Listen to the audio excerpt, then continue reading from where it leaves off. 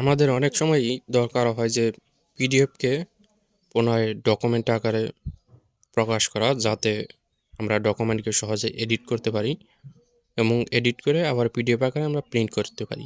তো এর জন্য আপনারা একটা ওয়েবসাইট ব্যবহার করতে পারেন, যেটা ব্যবহার করে পিডিএফকে ডকুমেন্ট করবেন। গুগলে সার্চ দেবেন পিডিএফ টু ওয়ার্ড, তারপরে এই ওয়েবসাইটে চলে যাবেন এবং আপনার পিডিএফটা সিলেক্ট করে নেবেন যে ফোল্ডারে রয়েছে।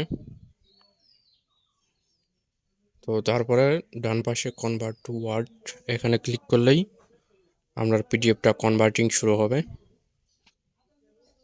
এবং কনভার্ট শেষ হলে ডাউনলোড করে এটাকে ওপেন করবেন। দেখতে পাচ্ছেন যে কনভার্ট হয়ে গেছে। এনাবল এডিটিং এখানে ক্লিক করবেন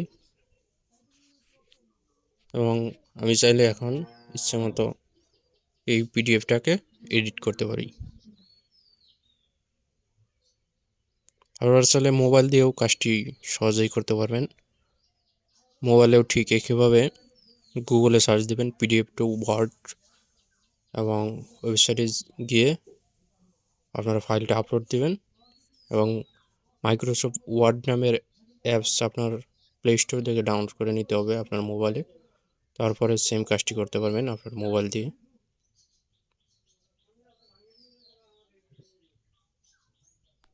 তো ভিউয়ার্স, এই ছিল আজকের ভিডিও। ভালো লাগলে অবশ্যই লাইক দেবেন।